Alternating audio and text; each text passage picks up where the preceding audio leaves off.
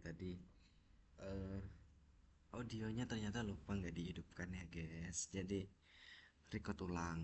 Kita ngoding ulang dari awal. Oke. Jadi di sini yang pertama adalah memberikan kondisi untuk menentukan grade. Kita bisa menggunakan if else di sini.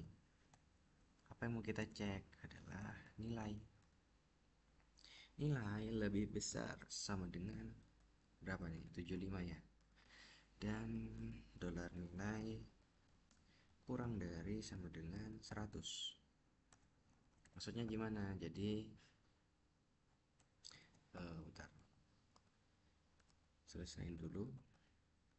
Nah, jadi di sini nilainya itu adalah yang lebih besar termasuk daripada 75. Berarti 75 ikut juga 75, 76 titik titik titik hingga kurang dari 100 berapa? Itu adalah 99 dan juga 100-nya ikut. Padahal rentangnya itu dari sini. Sini.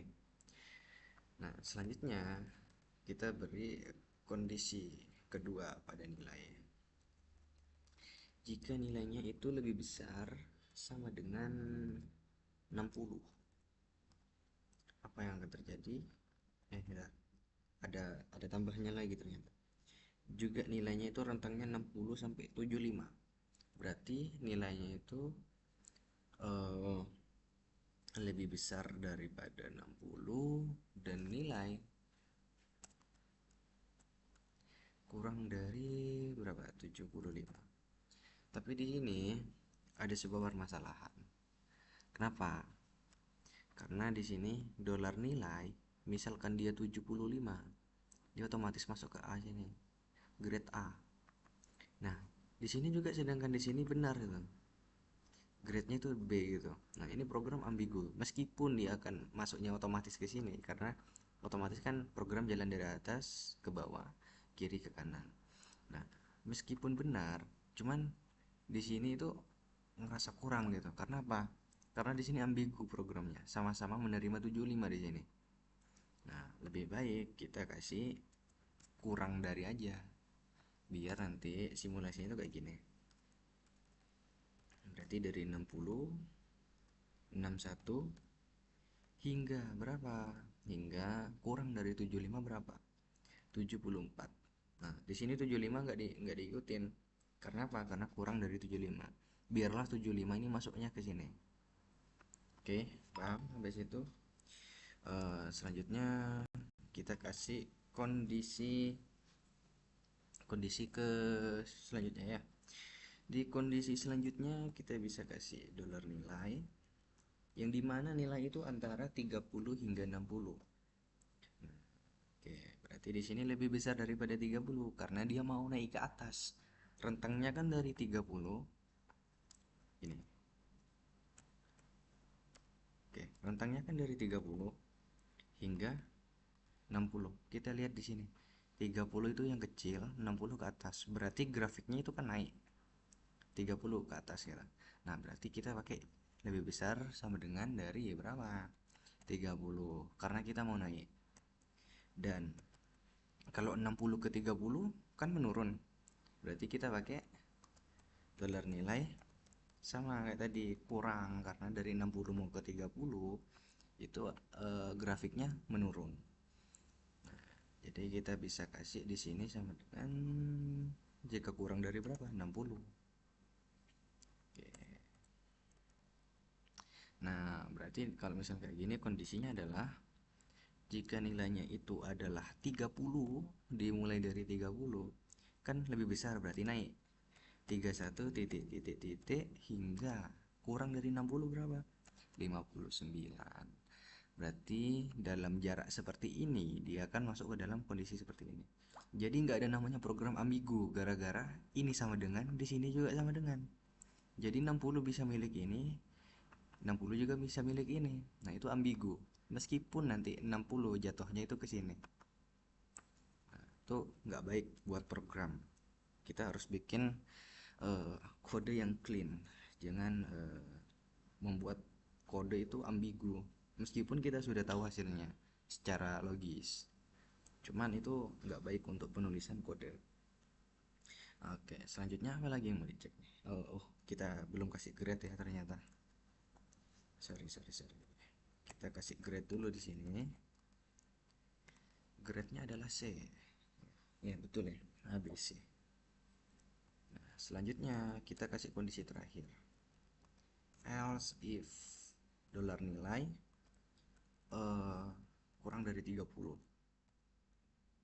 Apa yang akan terjadi jika nilainya kurang dari 30? Sudah ngecek di sini ternyata dia salah, ngecek lagi salah, ngecek lagi salah.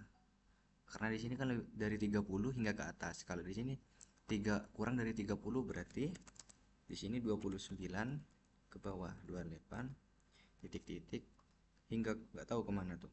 Soalnya integer bisa aja min 1000, min 100 dan lainnya. Bisa aja. Jadi nih kita nggak tahu mentoknya sampai kapan. Nah, di sini kita kasih dollar grade sama dengan D ya. Betul ya? Oke. Jadi misal nilainya kita 85 nanti larinya kemana? Ke sini dulu kita cek. Kita harus ngecek otomatis harus apa ya, dari atas ke bawah kiri ke kanan. Kita ngecek kalau misalnya di sini benar ya udah grade-nya A gitu. Seperti itu ya. Nah, baru sekarang kita eho di sini. Eho. Tuh, eho nilai Anda adalah berapa? Adalah kita bisa pakai embedded string dengan cara menggunakan titik di sini. Nilai Anda adalah nilai berapa? 85 nilai. Jadi nanti kalau dibaca echo-nya, nilai Anda adalah 85 karena di sini nilai 85. Nah, kita mungkin bisa kasih BR di sini.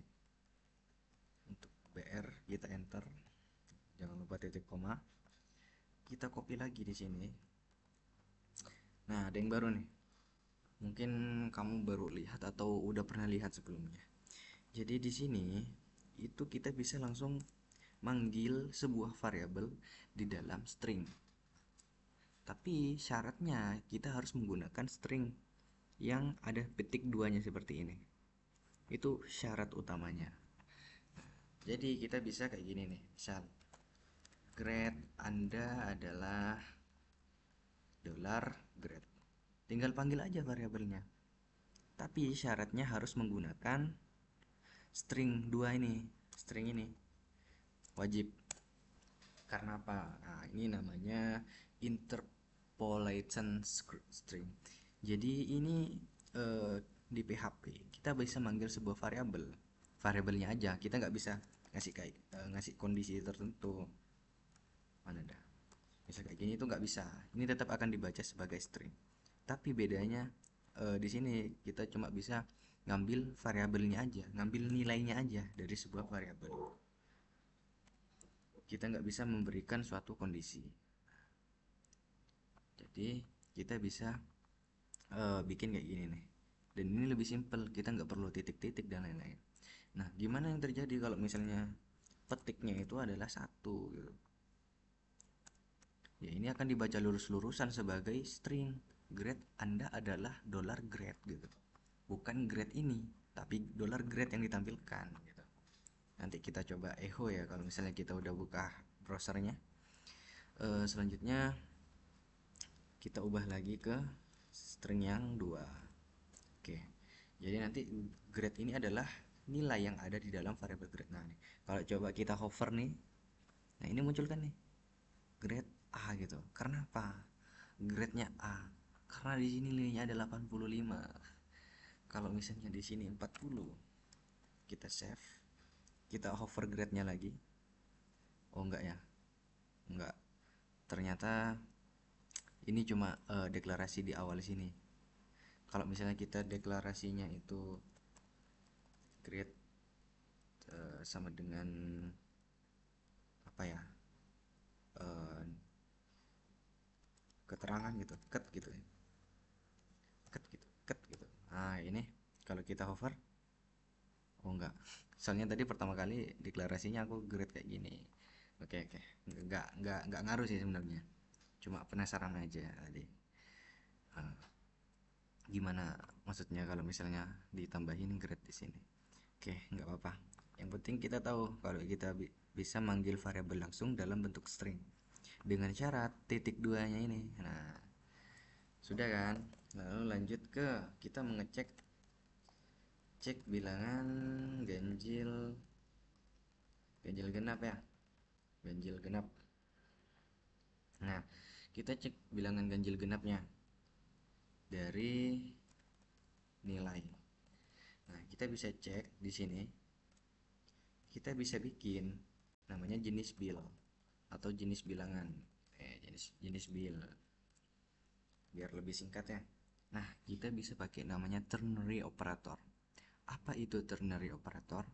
Ternary operator itu adalah sebuah kondisi yang kita bisa gunakan di dalam sebuah variabel. Nah, dengan syarat dia itu harus dengan ciri-ciri, maksudnya ya, ciri-cirinya itu nggak punya kurung kerawan. Artinya dia nggak punya blok kode. Nah, kalau misalnya nggak punya blok kode, dia harus dalam satu baris. Jadi nggak boleh ada enter di situ. Oke, gimana maksudnya ini? Apa yang mau kita cek adalah nilai. Jika nilai di modulus 2, nah artinya kalau bilangan yang di modulus 2 itu kan udah otomatis bilangan genap ya. Nah, kita bisa cek pakai sama dengannya itu 3 kali. Maksudnya gimana? Nah, kalau di sini nilainya adalah integer, ini kan integer nih, kalau kita hover nilainya itu ada integer nih. Sedangkan ini juga integer, yang dimana dia itu harus mengembalikan apa? Yang dikomparasi juga harus integer. Karena di sini sama dengannya ada 3. Sama dengan pertama itu untuk penugasan. Berarti kayak misal ini di atas dolar nilai sama dengan 40. Ini namanya penugasan. Kalau sama dengannya ada 2, berarti ini hanya membandingkan. Yang penting dia itu adalah 0 sama dengan 0. Yang penting nilai jika habis dibagi 2 sama dengan 0. 0 terserah mau 0 angka, mau 0 string kayak gini sama aja. Tapi kalau sama dengannya 3, karena di sini integer, berarti di sini harus juga integer. Nah, karena kita maunya sebagai angka biar enggak ambigu, ya kita kasih sama dengannya 3. Lalu di sini kita bisa pakai tanda tanya untuk memberikan eh, kembalian, nilai kembalian kepada jenis bilangan ini. Gunanya ini hanya mengecek aja kondisi tertentu. Jika benar, dia akan lari ke sini. Bilangan ke. Nah, di sini. Jika nilai modulus 2 atau habis dibagi 2 sama dengan 0, berarti benar-benar habis dibagi 2. Apa yang dilakukan? Isilah ini string genap ini ke dalam jenis bil. Jadi genap ini ditransfer nilainya ke dalam jenis bil. Nah, gimana untuk menentukan else-nya? Ini kan kondisi if. Nah, dan jika benar ini isinya. Nah, gimana kondisi else-nya? Kita bisa pakai titik 2. Kita bisa tulis ganjil. Sudah sesimpel ini. Ini namanya ternary operator. Gimana maksudnya? Nah, di sini if-nya nih, ngecek dulu kondisinya. Jika nilai habis dibagi 2, maka munculkan yang ini. Jika benar ya kondisinya dari ini benar-benar habis, maka ini yang akan diberikan kepada jenis bilangan. Nilai ini ditransfer. Jika salah, nah itu dipisahkan oleh titik 2 ini. Nah, larinya nanti ke sini jika salah. Misal ini programnya salah, nggak habis gitu. Misal nanti nilai modulus, sorry alarm bunyi. Nah, nggak habis gitu, berarti bukan 0 kan nanti nilainya kan, nggak sama dengan 0. Jadi kondisinya nanti di sini akan menjadi false kalau misalnya di sini nggak sama dengan 0. Nah, nanti larinya ke sini kalau false. Jadi ganjil ini dimasukkan ke dalam jenis bilangan. Oke, ini namanya ternary operator ya. Jadi di sini pengecekannya dipisahkan tanda tanya. Nah, kembaliannya apa? Ini jika benar dan ini jika salah. Jadi ingat, kalau benar itu setelah tanda tanya, kalau salah itu setelah titik 2. Nah, nilai-nilai ini akan ditransfer ke dalam sebuah variabel namanya jenis bil. Jadi nanti jenis bil itu punya punya nilai tergantung dari nilainya itu, apakah nilai itu ganjil atau nilai itu genap, dari kondisi nilai habis dibagi dua. Oke, jadi kita bisa bikin kode bener-bener sesimpel itu. Nah, kita bisa kayak gini nih, jenis bilangan, salah, jenis nilai Anda adalah bilangan. Nah, bilangan dolar jenis bil maksudnya gimana? Adalah bilangan dolar jenis bil. Jenis bil ini kan tadi kan punya kembalian genap atau ganjil tergantung dari nilainya. Karena 40 ini genap, kan genap itu dari 0, 2, 4, 6, 8 dan seterusnya ya. Nah, karena sini 40 ini lihat angka belakangnya aja 0 nih. Nah, udah otomatis itu genap. Jadi jenis bil itu nanti genap ini ditransfer ke jenis bil. Nah, berarti nanti hasilnya gimana? Jenis nilai Anda adalah bilangan. Bilangan jenis bil apa tadi? Genap. Oke, berhasil ya kita untuk eh, memberikan kondisi untuk bilangan ganjil atau genap dari sebuah nilai tersebut. Nah, selanjutnya nih kita mau perulangan umur. Nah, kita bikin dulu dolar umur sama dengan berapa umurnya, misalnya 19. Kita bisa pakai for di sini. Nah, kayak gini. Kita ulang deh, ngoding dari nol. For dolar i sama dengan, nah di sini kita bisa nentuin mau dari 0 kah atau dari 1. Karena di sini biar programnya itu kita mulai dari 1, ya kita deklarasikan dari 1 sini, yang dimana ini akan diulang sebanyak 19 kali. Berarti dolar i kurang dari sama dengan dolar umur. Lalu kita kasih parameter ketiga adalah incrementnya. Oke, berarti ini udah jadi uh, umur umur i gitu, umur 1 tahun, nanti umur 2 tahun. Nah, maksudnya gimana ini? Umurnya kan 19, kita deklarasikan i sama dengan 1. Nah, di sini kondisinya adalah i kurang dari sama dengan umur. I tadi berapa? I adalah 1. Berarti dia akan terus naik kan, 1, 2 dan seterusnya. Nah, hingga kapan? Hingga kondisinya itu memang benar gitu. Selama kondisinya benar, maksudnya kondisinya benar gimana? I kurang sama dengan umur. Kurang sama dengan berarti umurnya berapa? 19 kan? Kalau misalnya kurang sama dengan berarti 19 juga ikut. Dan di bawahnya 19 itu ada 18. Nah, berarti dari 1 sampai 19 juga. Nah, jadi eh, tepatlah kodenya ini. Jadi dia dimulai dari 1, nanti akan dimunculkan umur 1 tahun, 2 tahun, 3 tahun dan seterusnya hingga i kurang sama dengan umur. Berarti selama dia itu kondisinya ada 19 ke bawah. Oke. Jadi dia akan di echo gitu. Atau kita bisa kasih kayak gini ya. Echo BR atau enggak lah, kasih dalam kurung kayak gini dah. Kita bisa kasih perulangan ke dolar i. Nah, kayak gini. Jadi eh, kita sudah bisa berhasil ya mengerjakan ini. Sekarang kita coba lihat hasilnya di sini. Nah, ini refresh aja dulu. Soalnya yang tadi yang salah tadi itu. Kita bikin kodenya itu agak beda dari yang sebelumnya. Nilai Anda adalah 40. Ini adalah output yang ini 40. Lalu nanti munculnya adalah di sini grade Anda adalah grade. Nah, kita coba nih. Coba yang ini nih. Grade Anda adalah C. Kenapa? Karena C nilainya itu adalah 40, di mana 40 itu di dalam radius 30 hingga 60. Gimana kalau misalnya nilainya adalah 85? Pasti dia nanti ngeceknya ke sini terlebih dahulu.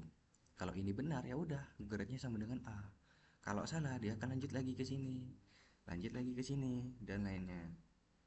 Oh iya, lupa satu lagi. Di sini kita kasih else, echo aja di sini. Nilai tidak valid. Soalnya tadi kan di soalnya disuruh kasih nilai tidak valid gitu ya. Oke, jadi kita di sini tuh udah bisa pakai ini namanya embedded. Juga bisa pakai interpolated string seperti ini. Lebih simple. Namanya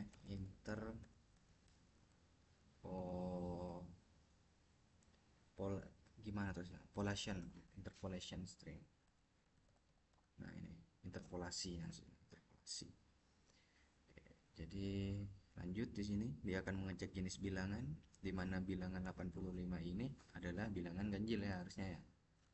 Sekarang kita cek. Nah, ini kan 40 genap.